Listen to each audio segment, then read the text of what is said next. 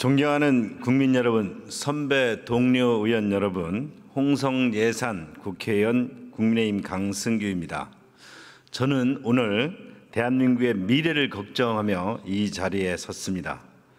우리나라는 어느 측면에서는 백척간두에 서 있습니다. 세계 각국은 산업백권을 차지하기 위한 치열한 기술 경쟁에 뛰어든 상황입니다. 공급망 그리고 초격차 기술 확보를 위해 분투하고 있습니다.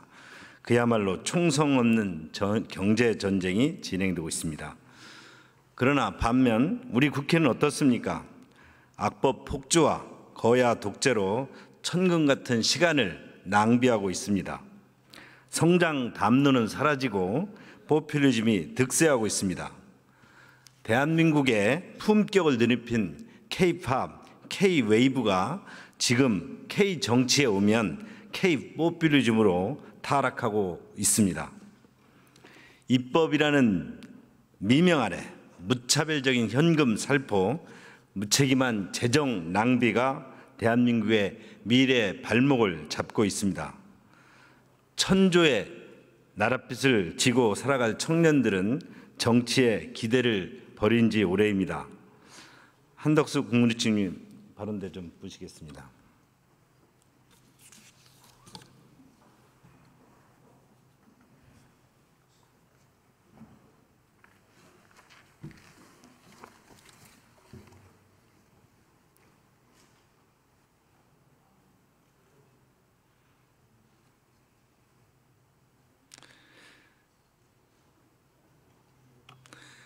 네, 선심성 공약을 남발해온 문재인 정권 5년 동안 국가 채무가 400조 늘었습니다. 청년 세대가 당연히 갚아야 할 그런 빚입니다. 총리님, 이렇게 국가 채무가 폭증을 하면 우리 경제에 어떤 악영향이 미쳐집니까?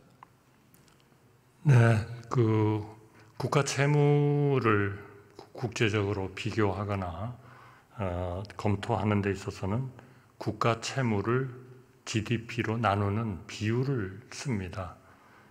그렇게 보면은 문재인 전 정부는 5년 동안에 약 12.9% 정도 2020년 GDP 기준으로 했을 때 늘어났습니다.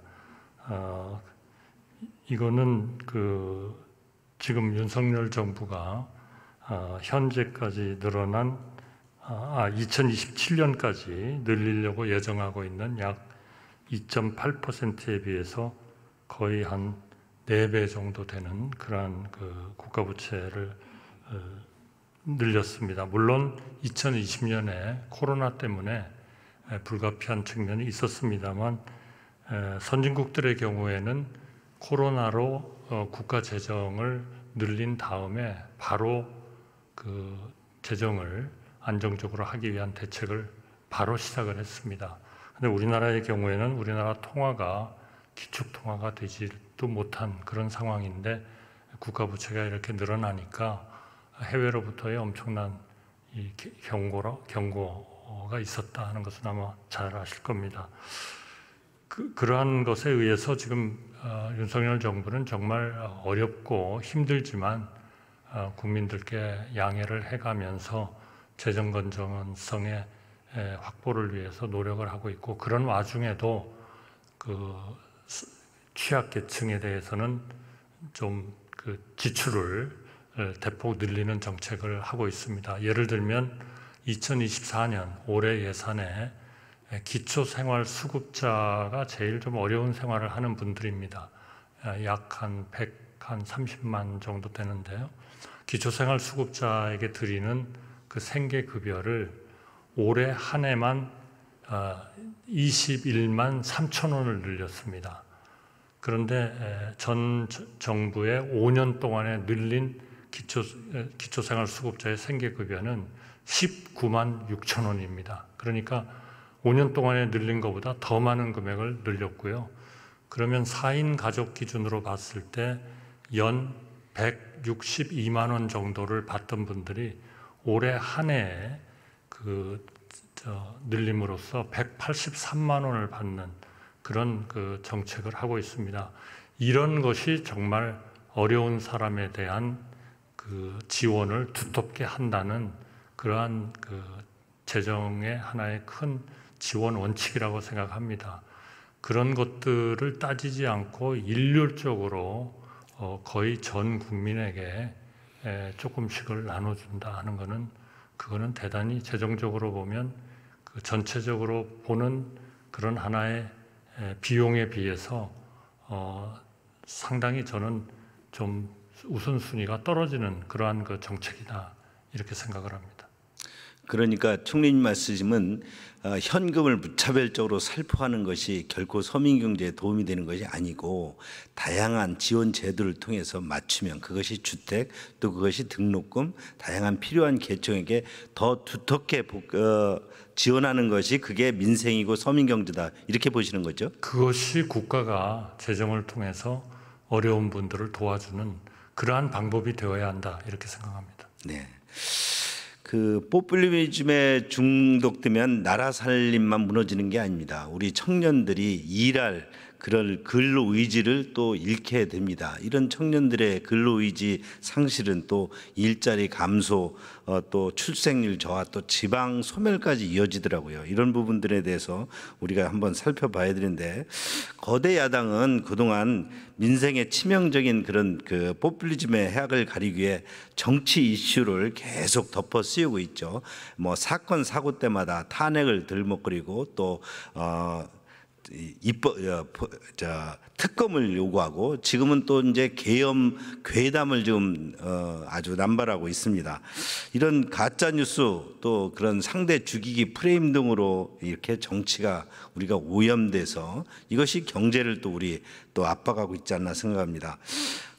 어제 한덕수 총리님께서 그 야당의 무책임한 공격에 차고 넘친다. 완전한 가짜 뉴스 또 색깔 칠하지 말라. 뭐 과거 정부에도 책임 있다. 이렇게 아주 철벽 총리라는 답을 얻을 정도 별명 얻을 정도로 대답을 하셨습니다. 아침에도 제가 오전 질의에도 뭐 많은 부분에서 우리 경제가 살아나고 있다는 여러 가지 차고 넘치는 지표들을 말씀을 주셨기 때문에 저는 그러면 그래도 민생 경제는 여전히 어렵다고 하고 우리 정부도 이런 부분에 걱정을 많이 하고 있는데 물가라든지 금리라든지 주택 등 민생 경제에 대해서도 국민께 희망과 뭐 비전을 주시는 그런 비전 좀 말씀해 주시죠. 네, 우선 제 생각에는 국가가 목표로 해야 하는 정책의 그 부분은 세 가지가 있다고 생각합니다. 하나는 그 위기에 처하지 말아야 된다는 거죠. 외환이 부족해가지고 외환 위기를 겪거나 재정이 부도가 나가지고 재정에 파탄이 온다든지 이런 또 인플레이션이 굉장히 높아져가지고 민생이 아주 어려워진다든지 이런 하나의 위기를 막는 하나의 파트가 있습니다. 그 부분은 새 정부가 들어오기 전에는 정말 그런 위기가 굉장히 높았습니다만 지금은 그 부분은 저는 안심을 할 정도로 해결이 됐다 이렇게 생각합니다. 두 번째로는 일반적인 경제의 상황이 좋아지는 겁니다. 이거는 기본적으로 재정의 건전성을 유지하고 있느냐, 국제 수지가 흑자를 보이고 있느냐, 그리고 그 인플레이션이 어느 정도 안정화가 되고 있느냐, 고용은 적절하게 유지되고 있느냐, 그 다음에 기타 국민들의 그런 생활과 직결되는 교육, 주택 이런 것들이 제대로 되고 있느냐 하는 그런 부분이라고 생각합니다. 한 5가지 정도 중요한 부분이 있다라고 생각하는데요. 그 부분은 뭐 완결이 되지 않은 부분도 좀 있습니다만 그러나 재정이나 우리 인플레이션이나 또는 고용이나 이런 부분들은 상당히 좋은 모습을 보이고 있다 이렇게 생각하고요.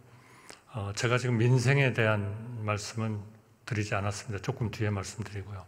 그 다음에 또 하나의 분야는 역시 우리가 미래를 보고 우리 젊은 세대가 마음 놓고 공부를 하고 생산활동을 하고 일자리를 얻고 하는 이런 부분들이라고 생각합니다. 그거는 결국 고통스럽지만 개혁의 과정을 거쳐야 된다 이렇게 생각하거든요. 그러니까 지금 정부가 추진하고 있는 노동시장 개혁, 교육 개혁, 그리고 연금 개혁, 그리고 이 저출생, 인구 문제, 의료 개혁, 이런 것들이 다 미래를 보는 우리의 지속 가능한 성장 잠재력을 높여서 우리 경제가 발전하고 그리고 국민들을 행복하게 할 수 있는 그런 개혁의 파트다, 이렇게 봅니다. 이 부분은 교육이나 노동이나 이런 부분에 일부 진전이 있습니다만 앞으로 더 치밀한 계획을 세워가지고 우리 국회의 협조를 받아가면서 해결해야 할 일들이라고 생각합니다.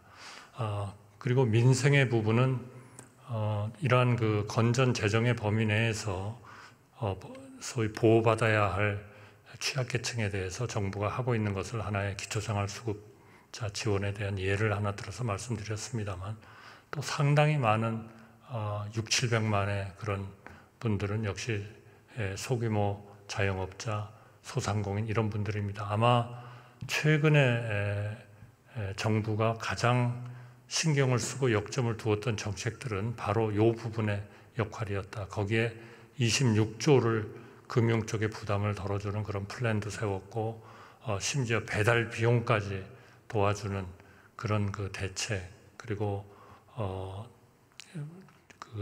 소위 그 판매가 늘어나도록 하는 동행 축제, 뭐 사소하게 보입니다만은 그 효과는 상당히 큰 그런 겁니다.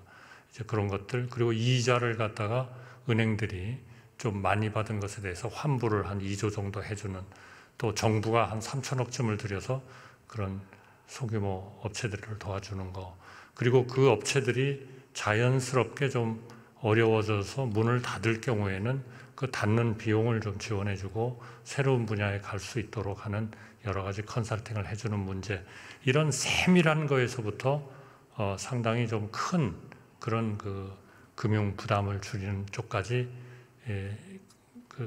소위 일종의 그 맞춤형 이런 정책들을 계속 하고 있다. 그러나 그 부분은 아직도 더 해야 할 부분이 많다. 저희는 그렇게 인식하고 있습니다.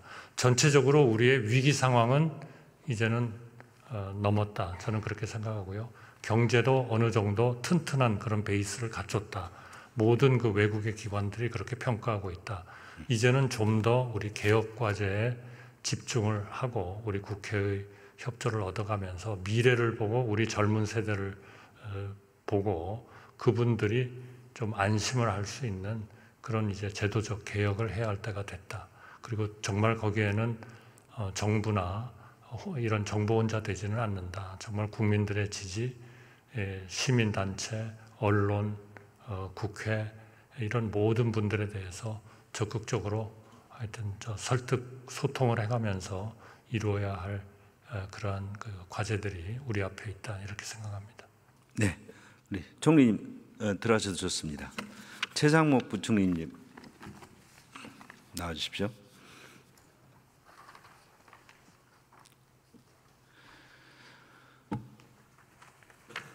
부총리님, 민주당에서 특히 이재명 표 25만 원 무차별 살포법을 계속 지금 주장하고 있습니다. 이것도 지역 사랑 상품권으로 배포하자. 실제 이것이 민생에, 서민 경제 또 도움이 됩니까? 네, 아까 제가 좀 전에 다른 의원님 질문에 답변을 드리긴 했습니다만, 그 민생회복 지원금 자체는 그 원래 의도를 달성하지 못할 것 같습니다. 이제 첫째는 이게 민생에 도움이 크게 안 될 거다. 왜냐하면 일률적으로 모든 그 국민들께 일률적으로 지원을 하는 거기 때문에, 사실은 어떤 분은 이런 생계비의 소득 보조가 필요한 분이 있고, 또 어떤 분은 그게 아니고 내가 채무 부담이니까 빚을 좀 이 채무 조정을 하기를 원하는 분이 있고, 또 어떤 분은 이게 뭐 다른 형태로 이걸 원하는 부분들이 있지 않겠습니까? 그래서 정부는 아까 총리께서도 말씀을 하셨지만 저희는 취약계층에게는 생계비 지원을 해드리고, 그 다음에 소상공인에게는 그 부분에 필요한 금융 지원이라든지, 그 다음에 재창업 취업 지원, 그 다음에 청년들에게는 장학금이나 일자리, 주거 이런 부분들을 지원 다양하게 하고 있습니다. 그래서 이렇게 민생을 실제로 효과가 있으려면은 필요한 곳에 필요한 방식에 그분들이 원하는 지원이 맞다. 이런 말씀을 드립니다. 그리고 두 번째는 이게 이제 소비 진작 효과나 그다음에 경제를 활성화하는 효과가 있다고 또 말씀을 하시는데 그 부분은 일회성 지원이거든요. 일회성 지원이기 때문에 이 부분들은 그렇게 크지 않다는 게 다 전문가들의 의견입니다. 그래서 결론적으로 말씀드리면 민생의 지원 효과나 그다음에 소비의 진작 효과 자체가 우리는 기대만큼 크지 않을 것이다. 이거는 이 부분에 의구심이 크고 그래서 그런 일종의 뭐 이런 여러 가지 것들을 일종의 임시 방편의 저는 미봉책이라고 말씀드릴 수 있을 것 같습니다. 만약에 13조 원이 뿌려진다면 물가라든가 이런 데 악영향은 없습니까? 지금 저희 겨우 2%대 겨우 잡고 있는데. 그렇죠. 아까도 제가 처음에 말씀드린 것처럼 이제 지금 윤석열 정부가 저희가 예산에 사실상 한 국민의 30% 정도에게 그 필요한 방식의 소득 보조를 사실상 하고 있고 그 규모가 현재 한 1인당 200만 원 정도 하고 있고 25년도 예산에 20만 원 정도 추가가 됐습니다. 그런데 그 재원은 저희가 지금 24조 원의 지출 구조 조정을 해가지고 나온 그 여력을 갖고 지원을 하는 겁니다. 그런데 이 13조 원을 만약에 전부 국채를 발행한다든지 이렇게 된다면은 결국 미래 세대의 부담으로 미래 세대에게 어떻게 말하면 현 세대가 저 외상으로 빚을 진다고 생각할 수 있는 그런 상황이라고 생각할 수 있을 것 같습니다. 네. 여기에다가 또 지금 민주당은 지역 상품권 재정 지원 의무화법 이런 것들을 좀 추진하고 있습니다. 이렇게 지역에서 특별한 지역에 필요한 사업을 정부가 재정으로 중앙정부가 재정으로 지원을 의무한다. 어떻게 건전재정에 이게 어떤 영향을 미칠까요?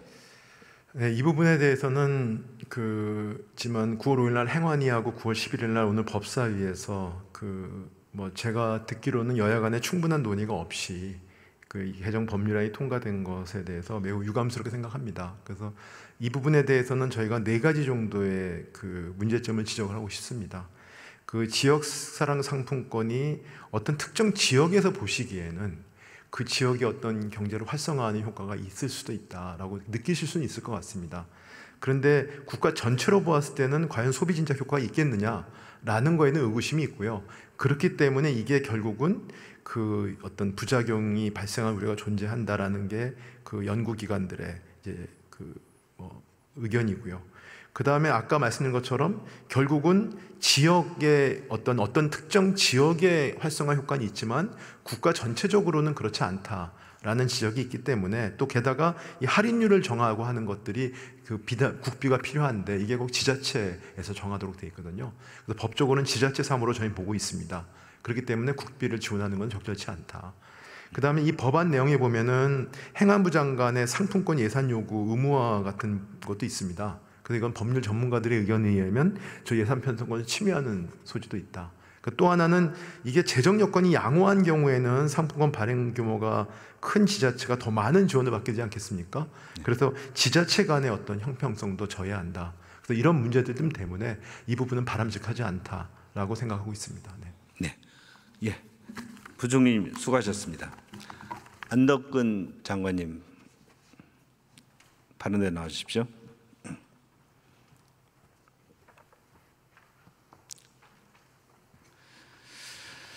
앞서 고등근 의원님께서 많은 지적을 했습니다만 정말 우리 글로벌 공급망 재편 초격차 기술의 우위를 확보해서 세계가 지금 전쟁이지 않습니까? 네.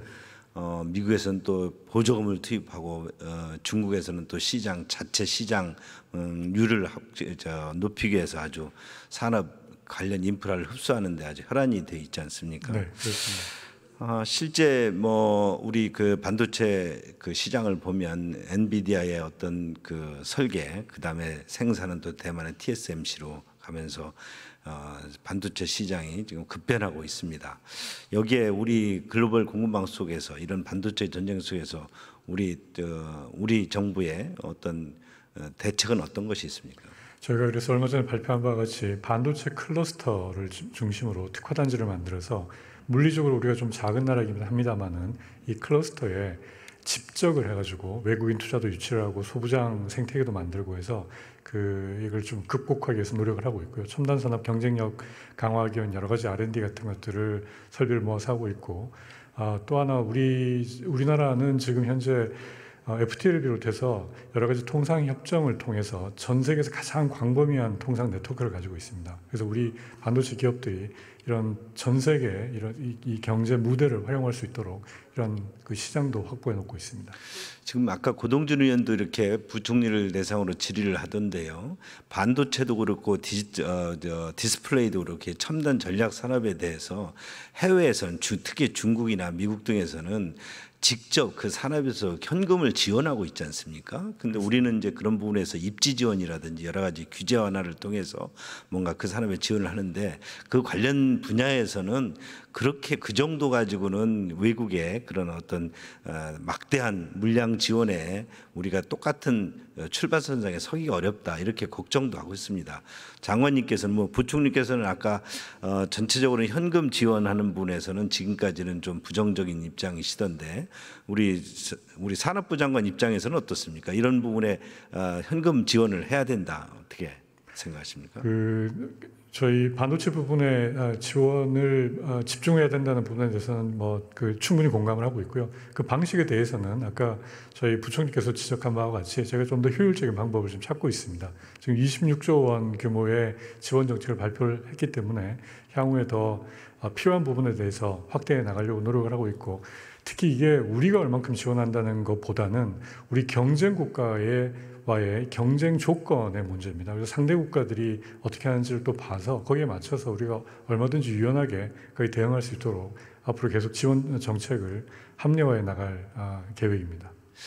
제가 최근에 유명 연예 기획사 그 대표를 만나서 세계 시장에서 그 분위기를 좀 들었습니다. 그렇다 보니까 그들은 지금 해외에서 여기에서도 총성 없는 전쟁이라는데 너무나 많은 변화 기류가 있어서 지금 우리가 전통적으로 생각했던 어떤 K-팝의 어떤 전통적인 어떤 K-팝의 어떤 성공 방식 이런 것으로는 버틸 수가 없다고 봅니다. 벌써 미국이라든지 일본 같은 데서도 J-팝이라든지 미국의 K-팝이 미국 현지화되어서 미국인들로 구성된 가수들이 인기를 얻고 있고, 그렇기 때문에 실제적으로 우리가 살아나기 위해서는 이런 반도체도 그렇고 산업도 그렇고 문화산업도 그렇고 그 현지화를 철저해야 되고, 또 세계 시장에 적극적으로 대응하지 않으면 그것이 이제 더 이상 경쟁력이 없다. 그러면서 우리가 정말 자본가적인 마인드로 어떤 뭐라고 해야 되나요? 어떤 축적된 캐피탈 그런 시각에서 세계 시장에 개방하고 포용하고, 그리고 또 그들 시장과 융합하고 또 복합해야 된다. 이렇게 하지 않으면 안 된다는데, 장관님 혹시 우리 지금 산업의 여러 가지 분야에 있어서 이렇게 우리가 잘할 수 있는 분야도 전통적인 방식까지는 한계가 있다. 그러면 앞으로 어떻게 이 위기를 대처할 것이냐, 그런 데 대한 비전 좀 있으시면 한번 말씀해 주시죠. 네, 위원님께서 지적하신 바가 매우 중요한 지적이시라는 데 대해서는 적극 공감을 하고요. 지금 K캐피탈 같은 이런 아이디어들이 상당히 유용한 제안이라고 생각을 하고 있습니다. 저 위원님실하고 더 협의를 해가지고 이런 아이디어들을 좀 더 구체화시킬 수 있는 방안에 대해서 저희가 노력을 하고 관련 부처하고 같이 협의해 나가도록 해나가겠습니다. 예, 수고하셨습니다. 유상임 장관 좀. 네.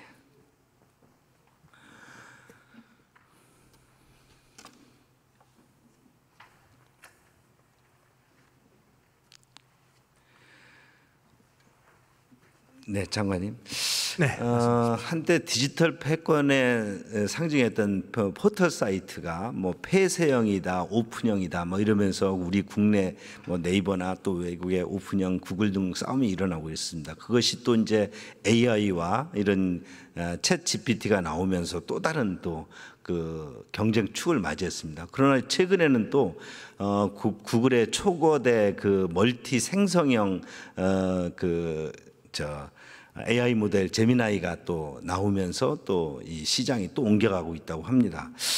이렇게 지금 세계가 이렇게 변화하고 하는 속에서 우리 IT, 우리의 AI 이런 수준은 어디로 가고 있는지, 지금 우리는 어디까지 와 있는지 한번 간단하게 좀 진단 좀 해주시죠. 네, 2023년 영국의 그 토마스라는 미디어에 따르면 미국과 중국이 각각 1, 2위를 차지하고 그 다음에 싱가포르, 영국, 캐나다, 한국이 6위로 지금 순위가 되어 있습니다.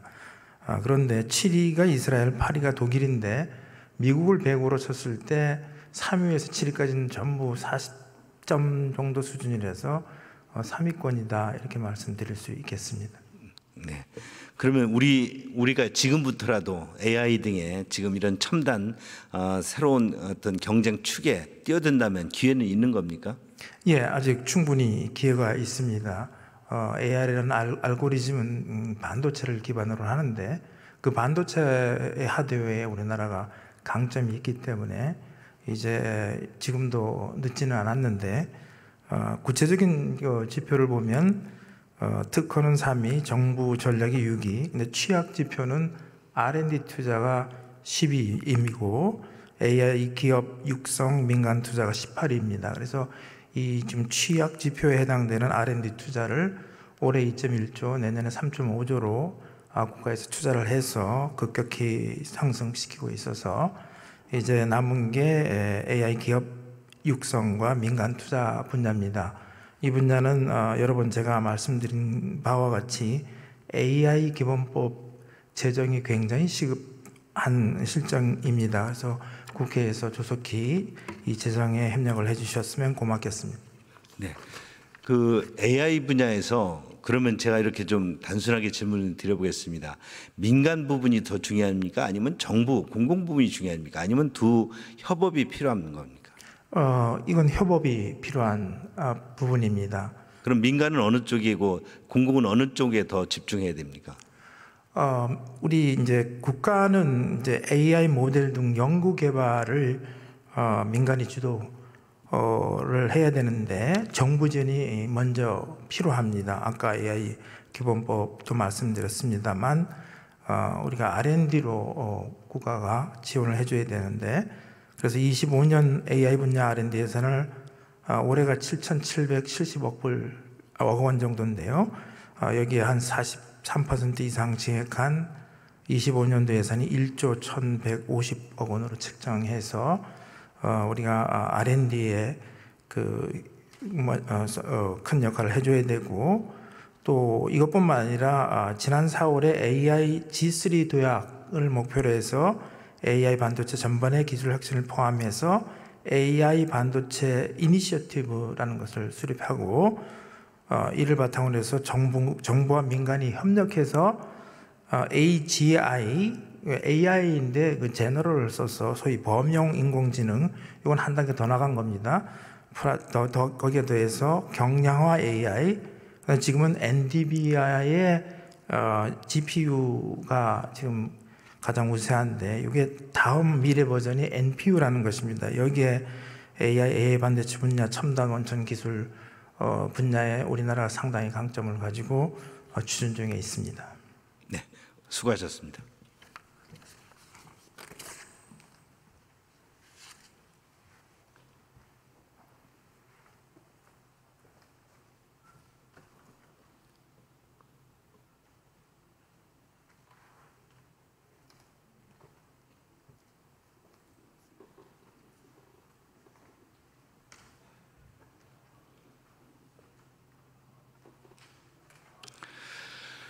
존경하는 국민 여러분, 그리고 선배 동료위원 여러분, 세계 첨단 산업과 각국의 기술 진보는 총성 없는 전쟁을 지속하고 있습니다. 글로벌 시장의 판도를 바꾸는 대전략이 시급합니다. 우리 국회가 허무맹랑한 탄핵 겁박과 혹세 무민하는 계엄 낭설로 정치 유령과 싸우는 동안 기회주의자들의 그런 K정치, K포퓰리즘은 대한민국이 그동안 성과놓은 여러 성과와 K-팝, K-웨이브 등의 성취를 집어삼키며 국격을 퇴보시키고 나라를 파탄에 이르게 하고 있습니다. 이런 K-웨이브의 성공이 지속되려면 K-캐피탈, 정말 세계 무대에 우리의 강점을 세계 무대에서 개방하고 포용하고 융복하는 마인드로 무장해야 합니다. 우리가 잊고 지냈던 도전적인 기업가 정신, 선택과 집중을 통한 국가 자본의 효율적 투자를 끌어내는 마중물입니다.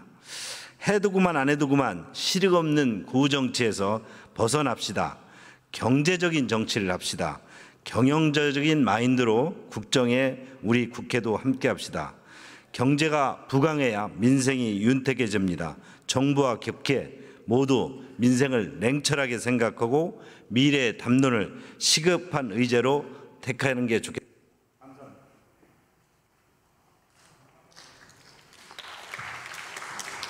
예, 강성규 의원 수고하셨습니다.